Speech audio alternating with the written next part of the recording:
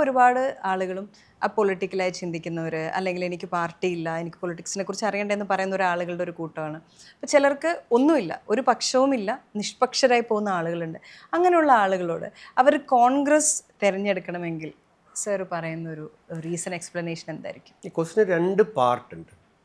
അപ്പോൾ അടുത്തിടെ എല്ലാവരും പറയുന്നൊരു കാര്യമാണ്, ഈ പുതിയ തലമുറ പൊളിറ്റിക്സിനോട് താല്പര്യം കാണിക്കുന്നില്ല, അല്ലെങ്കിൽ അവർ മാറി നിൽക്കുന്നു എന്നുള്ളത്.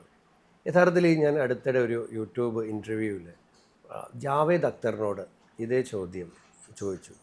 അപ്പോൾ ജാവേദ് അക്തർ പറഞ്ഞൊരു മറുപടി ഉണ്ട്, നിങ്ങൾക്ക് പൊളിറ്റിക്സിൽ നിന്ന് മാറി നിൽക്കാമെങ്കിലും പൊളിറ്റിക്സ് നിങ്ങളെ വിടില്ല. കാരണം നിങ്ങൾ രാവിലെ ഉണർന്ന് എഴുന്നേറ്റ് ഉറങ്ങുന്നത് വരെയുള്ള എല്ലാ കാര്യവും രാഷ്ട്രീയം നിയന്ത്രിക്കുന്നതാണ്. അപ്പം കക്ഷി രാഷ്ട്രീയമോ തിരഞ്ഞെടുപ്പുകളോ മാത്രമല്ല, നമ്മുടെ ജീവിതത്തിൻ്റെ എല്ലായിടത്തും രാഷ്ട്രീയമുണ്ട്. അപ്പം എനിക്ക് രാഷ്ട്രീയത്തിൽ താല്പര്യമില്ല എന്ന് പറയുന്നവരുടെ എല്ലാം ജീവിതത്തെ രാഷ്ട്രീയം സ്വാധീനിക്കുന്നുണ്ട്, രാഷ്ട്രീയം ഇടപെടുന്നുണ്ട്. അവർ ചെയ്യുന്ന പ്രവർത്തനങ്ങളിൽ ഒന്നല്ലെങ്കിൽ വേറൊന്ന് രാഷ്ട്രീയ പ്രവർത്തനം തന്നെയാണ്. വേറൊരു രൂപത്തിലാണ്, അവർ പോലും അറിയാതെ നടത്തുന്ന രാഷ്ട്രീയ പ്രവർത്തനമാണ്. അപ്പം അതുകൊണ്ട് പുതിയ തലമുറ രാഷ്ട്രീയത്തിൽ നിന്ന് മാറി നിൽക്കുന്നു, താല്പര്യമില്ലാതാകുന്നു. ഒരാൾക്കും രാഷ്ട്രീയത്തിൽ നിന്ന് മാറി നിൽക്കാൻ കഴിയില്ല. നമ്മുടെ ജീവിതത്തെ രൂപപ്പെടുത്തുന്നതിൽ, മുന്നോട്ട് നയിക്കുന്നതിൽ, നമ്മുടെ തീരുമാനങ്ങൾ എടുക്കുന്നതിലൊക്കെ രാഷ്ട്രീയം സ്വാധീനിക്കുന്നുണ്ട്. അപ്പോൾ കോൺഗ്രസ്സിലേക്ക് ഇപ്പോൾ കോൺഗ്രസ് എന്ന് പറയുന്നത് ഒരു രാഷ്ട്രീയ പാർട്ടി എന്നതിനപ്പുറത്തേക്ക് ഈ രാജ്യത്തെ യോജിപ്പിക്കുന്ന ഒരു ഒന്നാണ്. അതായത് ഇപ്പോൾ ഇവിടെ എല്ലാ മതത്തിൽപ്പെട്ട ആളുകളുണ്ട്, ഒരുപാട് സംസ്കാരങ്ങളിൽപ്പെട്ട ആളുകളുണ്ട്. ഇപ്പോൾ കോൺഗ്രസ് രൂപീകരിക്കുന്ന സമയം മുതൽ തന്നെ ഇപ്പം ഈ ഇന്ത്യയുടെ മൊത്തത്തിലുള്ള ഒരു ശബ്ദമായിട്ട് മാറിയ ഒരു സംഘടനയാണ് കോൺഗ്രസ്. 1885 ആരംഭിക്കുന്നത്. പക്ഷേ ഇതൊരു ജനകീയ പ്രസ്ഥാനമായിട്ട് മാറുന്നത് ഗാന്ധിജി കോൺഗ്രസിൻ്റെ നേതൃത്വത്തിൽ വരുമ്പോൾ മുതലാണ്. അദ്ദേഹം ബീഹാറിലെ ചമ്പാരനിലെ നീലം കർഷകരെ സംഘടിപ്പിച്ചു, അഹമ്മദാബാദിലെ ഖേഡയിലെ തൊഴിലാളികളെ സംഘടിപ്പിച്ചു, മില്ല് തൊഴിലാളികളെ സംഘടിപ്പിച്ചു. അങ്ങനെ രാജ്യത്തെ ജനങ്ങളെ എല്ലാം ഒരുമിപ്പിക്കുന്ന ഒരു ശബ്ദമായി മാറിയതായിരുന്നു കോൺഗ്രസ്. അന്നും ഇന്നും കോൺഗ്രസിൻ്റെ പ്രസക്തി അതാണ്. ഇപ്പോൾ കോൺഗ്രസ്സിന് ഇപ്പോൾ ഏത് ജാതിയിൽപ്പെട്ടവർക്കും വന്ന് കോൺഗ്രസ്സിൽ പ്രവർത്തിക്കാം. അപ്പം ഇന്ത്യയെ ഒരുമിപ്പിക്കുന്ന ഒരു വികാരമാണ് കോൺഗ്രസ്. അപ്പോൾ കോൺഗ്രസ് മഹാത്മാഗാന്ധിയുടെ അവസാനത്തെ ഹരിജനിൽ എഴുതിയ ലേഖനത്തിൽ പറയുന്നുണ്ട്, അത് പറയാൻ കാര്യം ചില ആളുകൾക്ക് പറയുന്നുണ്ട്, ഗാന്ധിജി കോൺഗ്രസ് പിരിച്ചുവിടണമെന്ന് ആവശ്യപ്പെട്ടു എന്നൊക്കെ പറയുന്നവരുണ്ട്. അടുത്തിടെ ഇന്ത്യയുടെ അമിത് ഷാ പാർലമെൻറ്റിൽ തന്നെ അത് പ്രസംഗിക്കുന്നത് ഞാൻ കേട്ടു. ഗാന്ധിജിയുടെ അവസാനത്തെ ലേഖനം പ്രസിദ്ധീകരിക്കുന്ന അദ്ദേഹം രക്തസാക്ഷി ആയതിനു ശേഷമാണ് ഹരിജനിൽ. അതിൽ പറയുന്നുണ്ട്, ഇന്ത്യ മരിക്കുമ്പോൾ മാത്രമാണ് കോൺഗ്രസ് മരിക്കുന്നത്, ഇന്ത്യ ഉള്ളിടത്തോളം കാലം കോൺഗ്രസ് നിലനിൽക്കണം എന്ന അവസാനം എഴുതി വെച്ചിട്ടാണ് ഗാന്ധി മരിക്കുന്നത്. അതുകൊണ്ട് ഈ രാജ്യത്തെ ഒരുമിപ്പിച്ച് നിലനിർത്തുന്നതിന് കോൺഗ്രസ് ആവശ്യമാണ്. അത് പ്രധാനമന്ത്രിമാരെയോ മുഖ്യമന്ത്രിമാരെയോ സൃഷ്ടിക്കുന്നതിന് വേണ്ടിയിട്ടല്ല, നാളെ ആർക്കെങ്കിലും മന്ത്രിയാകാനല്ല. ഈ രാജ്യം ഇതുപോലെ ഹിന്ദുവിനും മുസൽമാനും ക്രിസ്ത്യാനിക്കും ജൈനനും പാർസിക്കും പാവപ്പെട്ടവനും സാധാരണക്കാരനും പണക്കാരനും എല്ലാവർക്കും ഈ രാജ്യത്ത് അവരുടെ ആചാരങ്ങളും അനുഷ്ഠാനങ്ങളും വിശ്വാസങ്ങളും എല്ലാം നിലനിൽക്കണമെങ്കിൽ കോൺഗ്രസിൻ്റെ ആവശ്യമുണ്ട്.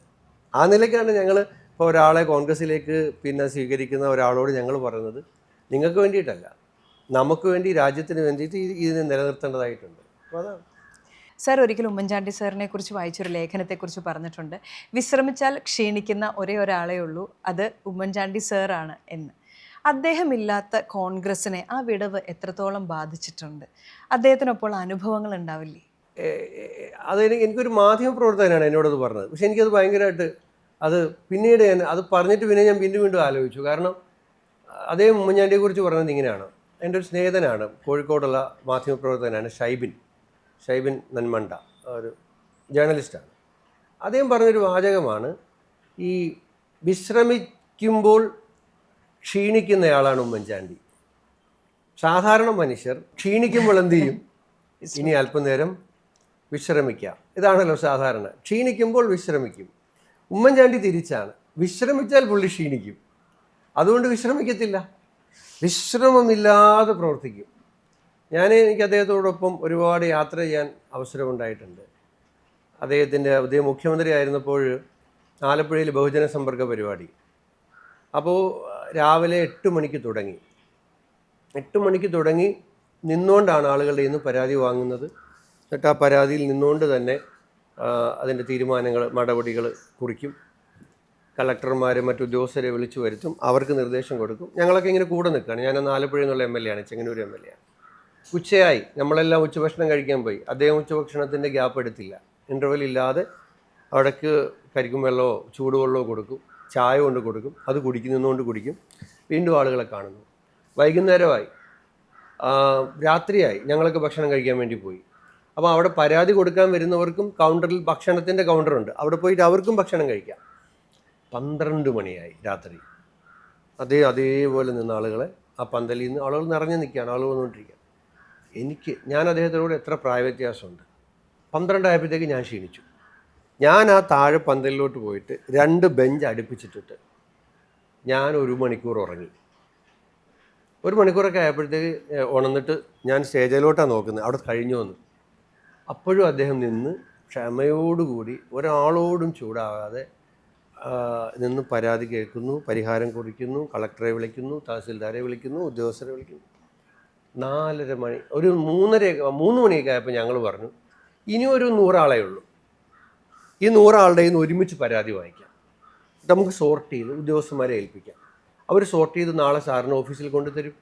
അപ്പോൾ സാറ് സോർട്ട് ചെയ്താൽ എളുപ്പമല്ലേ? പുള്ളി പറഞ്ഞു, നിങ്ങൾക്ക് പോകണമെങ്കിൽ പോയിക്കോളൂ, ഇവിടെ വന്ന അവസാനത്തെ ആളെയും നേരിൽ കണ്ട് നേരിൽ കേട്ട് അല്ലാതെ ഞാനിവിടുന്ന് പോവില്ല.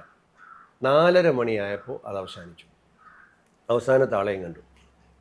തലേ ദിവസം രാവിലെ 8 മണിക്ക് തുടങ്ങിയെന്ന് ആലോചിക്കണം.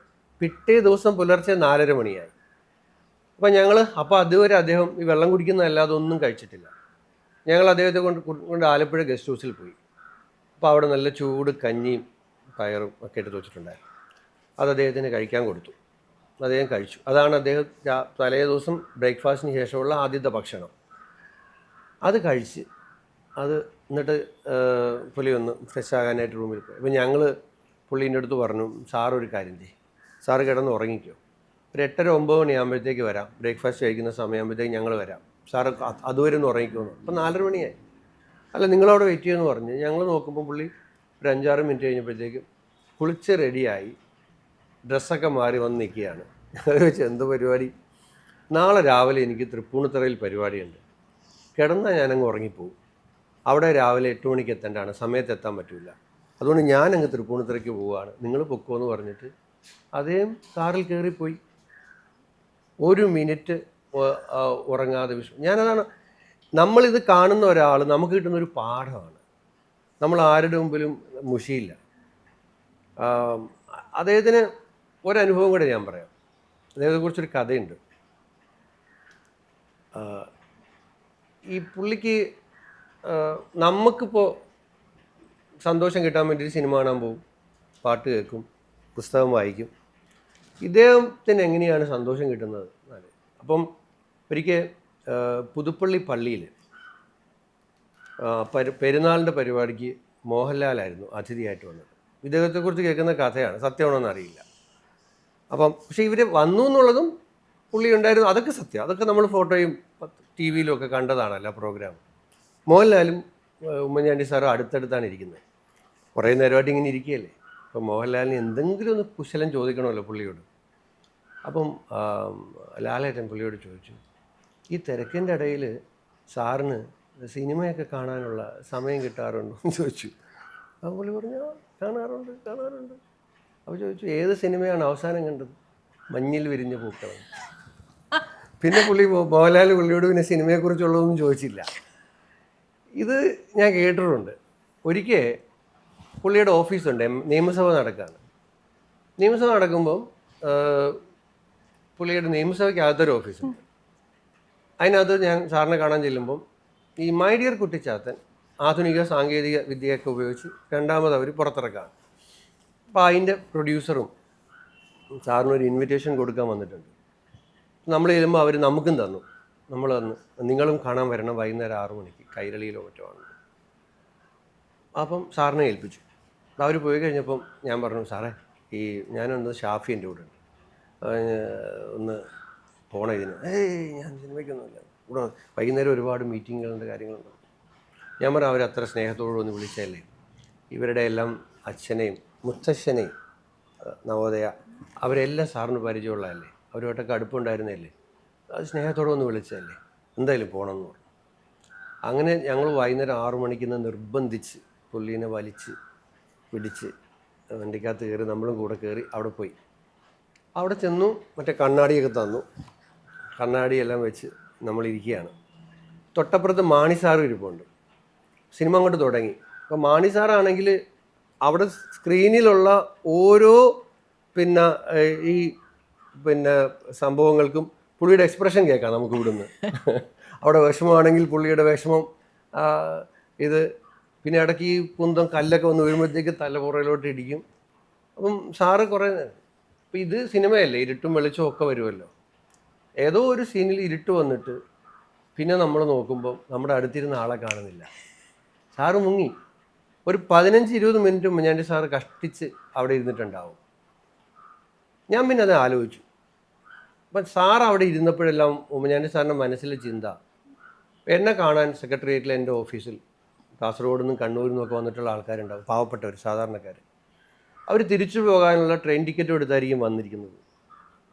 ഇന്ന് എന്നെ കാണാൻ പറ്റിയില്ലെങ്കിൽ ഒരു മുറിയെടുത്ത് താമസിക്കാൻ പൈസ ഉള്ളവരായിരിക്കില്ല അവർ. അപ്പം ഞാൻ അവിടെ പോയി അവരെ ട്രെയിൻ പോണതിന് മുമ്പ്, മലബാറും മാവേലിയൊക്കെ പോണതിന് മുമ്പ് കണ്ട് വിട്ടില്ലെങ്കിൽ അവരെ കാര്യം പ്രയാസത്തിലാണ്. അപ്പം ഞാൻ അതിൽ നിന്ന് പഠിച്ചത്, ഉമ്മൻചാണ്ടി സാറിനെ സംബന്ധിച്ചിടത്തോളം സാറിൻ്റെ മുമ്പിൽ വരുന്ന ഒരാൾ, അയാളുടെ പ്രശ്നം, അയാളുടെ സങ്കടം, അത് പരിഹരിക്കുമ്പോൾ അദ്ദേഹത്തിന് കിട്ടുന്ന സന്തോഷം നമ്മൾ ഈ പറഞ്ഞ സിനിമ കാണുമ്പോഴോ പാട്ട് കേൾക്കുമ്പോഴോ കിട്ടുന്ന സന്തോഷത്തെക്കാളൊക്കെ അപ്പുറമായിരിക്കും. അപ്പം അതാണ് ഞാൻ ഒരു രാഷ്ട്രീയ വിദ്യാർത്ഥി എന്ന നിലയിൽ ഞാൻ മനസ്സിലാക്കിയ ഒരു കാര്യം.